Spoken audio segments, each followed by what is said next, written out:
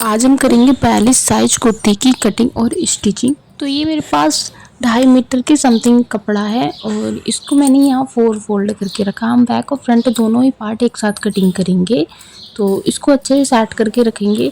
तो 4 फोल्ड में करके ये लगभग 12.5 इंच कपड़ा आ रहा था यहाँ। तो 42 साइज में हमारे दामन आराम से निकल जाएंगे। तो सबसे पहले हमें इसकी कुर्ती की लेंथ चाहिए होगी, तो हम कुर्ती से नाप लेकर के कुर्ती की कटिंग करेंगे यहाँ। तो लेंथ में मैंने इसको 40 इंच था लगभग मेरी कुर्ती का नाप और 2 इंच मैंने एक्स्ट्रा रखा, तो 42 इंच पर मैंने इस तरह से मार्क कर लिया। अब मुझे फिटिंग नापनी, तो फिटिंग यहाँ 21.5 इंच थी, तो 21.5 डबल 42 इंच, 42 का 4th पार्ट 10.5 इंच, 2 इंच की हम इसमें लूजिंग ऐड करेंगे जो हमारा सिलाई मार्जिन रहेगा। तो हम इसको टोटल इतना ही रख लेंगे जितना हमारे पास कपड़ा इस टाइम 4 लेयर में फोल्ड है।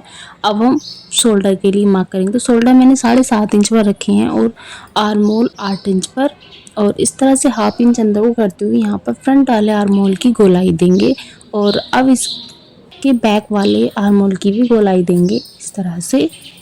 और अब हमने यहाँ चाक जहाँ तक हमारे बंद है ना वहाँ देख लेना है। और अब हम कमर का नाप लेंगे, तो कमर का मार्किंग करेंगे। तो कमर के लिए मैंने 6.5 इंच पर मार्क किया और नीचे को फिर 5 इंच पर मार्क कर दिया, जो कि हमारे चाक के लिए रहेगा, चाक जहाँ तक हमारे बंद रहने हैं। और अब हम कमर का नाप ले लेंगे।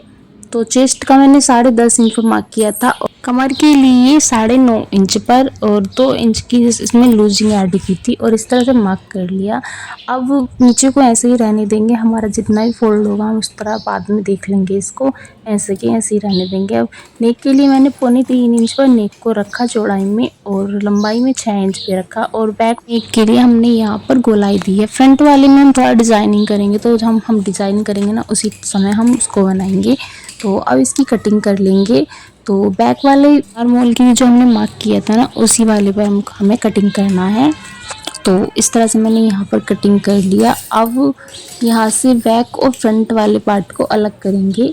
तो मैंने यहाँ पहले मार्किंग कर ली, जो फिटिंग वाले निशान थे ना वहाँ पर कट लगा दिए छोटे छोटे। अब इसको अलग करके रखेंगे और जो फ्रंट वाला पार्ट है उसके आर्म होल की डीप कटिंग कर देंगे जो हमने मार्क किया था। और बैक वाले का हम नेक भी कट कर लेंगे इसी समय पर। और अब हम स्लिप की कटिंग करेंगे। तो स्लिप के लिए मैंने 4 लेयर में फोल्ड करके रखा।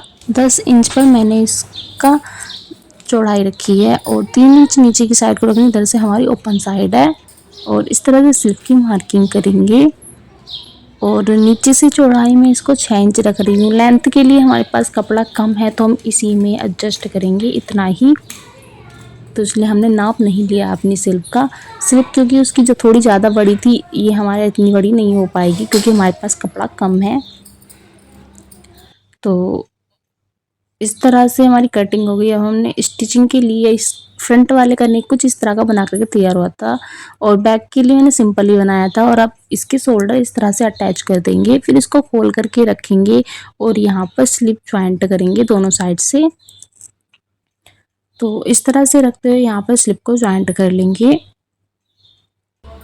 और अब कुर्ती को इस तरह से फोल्ड करके रखेंगे और जो हमारे पास फिटिंग की कुर्ती है ना उसको इसके ऊपर रखेंगे इस तरह से और इसकी प्रॉपर फिटिंग वाली मार्किंग कर लेंगे इस तरह से। एकदम जो हमारी नाप की वाली कुर्ती होती है ना उससे एकदम प्रॉपर फिटिंग आती है। अब यहाँ से नीचे तक जहाँ तक हमारे चाक बंद रहने हैं वहाँ तक स्टिच लगा लेंगे और साइडों से चाक भी फोल्ड कर देंगे और दामन भी नीचे की साइड से फोल्ड कर देंगे। बाद में हमारी कुर्ती का अलग बनने के बाद कुछ इस तरह का आया। तो ये थे हमारी कुर्ती की प्रॉपर कटिंग और स्टिचिंग और प्रॉपर मार्किंग के साथ हमने 42 साइज की ये कुर्ती कट करके और इसकी स्टिचिंग की। वो आशा करती हूँ आपको इसकी कटिंग और स्टिचिंग अच्छे से समझ में आ गई होगी। वीडियो को लाइक और पेज को फॉलो कीजिए।